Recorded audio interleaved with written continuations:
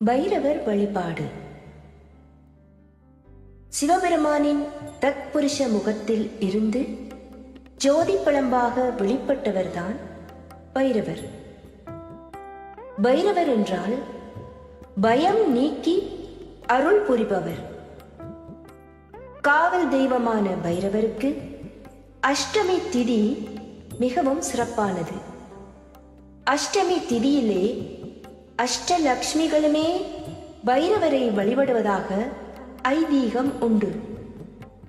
அன்றைய தினம் பைரவ வழிபாடு செய்வோர்க்கு சகல ஐஸ்வர்யங்களும் கிட்டும் என்பது நம்பிக்கை.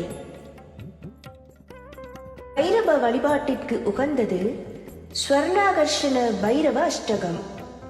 இந்த அஷ்டகத்தை கூறி தொடர்ந்து பைரவரை வழிபட்டு வருவோர்க்கு விரைவிலே கடன் தொல்லை நீங்கி செல்வம் பெருகும், தனதானிய விருத்தி உண்டாகி தொழிலில் லாபம் கிட்டும், மன பயம் நீங்கி தைரியம் பிறக்கும், எதிரிகளின் தொல்லை அகன்று நிம்மதி கிடைக்கும், தீராத நோய் துன்பத்தில் இருந்து விடுபட்டு ஆரோக்கியமாக வாழ வழி உண்டாகும், திருமண தடை, கல்வியில் சிறப்பு, பெயர், புகழ், மேன்மை என அனைத்து நன்மைகளும் கிட்டும்.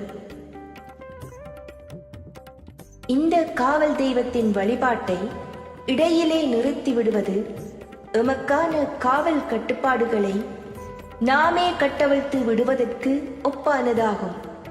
எனவே பைரவரை தொடர்ந்து வழிபட்டு வருவதே சாலச் சிறந்ததாகும். பல கோடி பக்தர்களின் குலதெய்வமாகவும் விளங்கும் பைரவரை வணங்கும் முறைகளையும் அதற்கான நற்பலன்களையும் இப்போது ஒவ்வொன்றாக பார்க்கலாம். முதலில் மிளகு நல்லெண்ணெய் தீபம் ஏற்றுதல்.